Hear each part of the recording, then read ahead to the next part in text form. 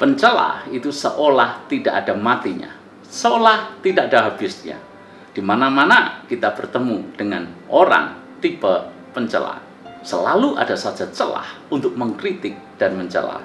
Bahkan kalau kita melihat sesuatu yang paling bagus sekalipun, bahkan sesuatu yang sempurna, tapi tetap saja di mata seorang pencela ada titik-titik tertentu yang menjadi celah dan menjadi kekurangan. Dan itu akan menjadi sasaran kritikan habis-habisan. Pernahkah Anda dalam keseharian mendengar obrolan seperti ini? Ada orang berkata, pelayanan pendeta itu luar biasa bagus. Belum tuntas pujian itu diberikan, pencela akan menyautnya.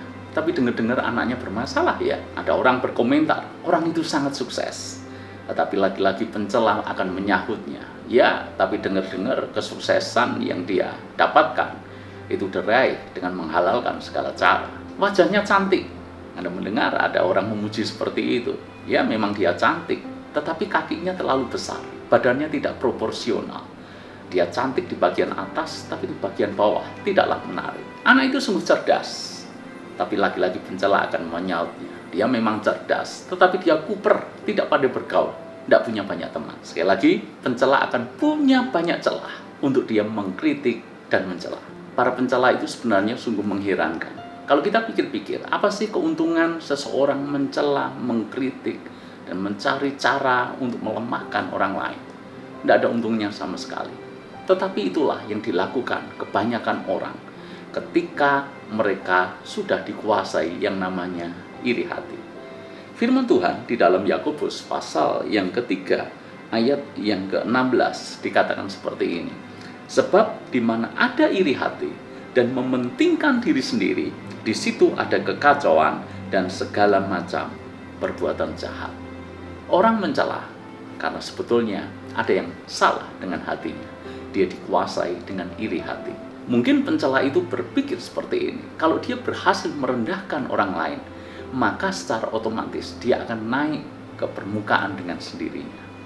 Sebuah cara pandang yang menggelikan, bukan? Orang yang suka mencela sebetulnya menyiratkan dia memiliki gambar diri yang tidak sehat.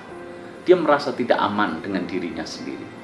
Dia merasa harus menjatuhkan orang lain supaya dia terlihat bagus, supaya dia terlihat berhasil, dan supaya dia terlihat lebih unggul dibandingkan dengan yang lain.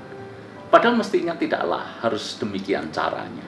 Kalau orang punya gambar diri yang sehat, maka dia bisa ikut menikmati kesenangan orang lain. Dia akan senang melihat orang lain dalam keadaan baik. Orang yang punya gambar diri yang sehat, dia tidak segan-segan untuk memberikan pujian yang tulus. Dia tidak segan-segan untuk memberikan apresiasi kalau memang benar orang itu layak untuk mendapatkan apresiasi. Sebab itu, mari jaga hati kita, supaya hati kita tidak lagi dikuasai oleh iri hati.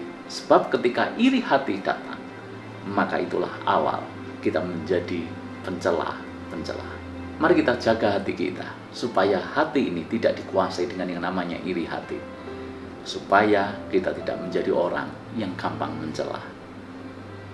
Tuhan berkati.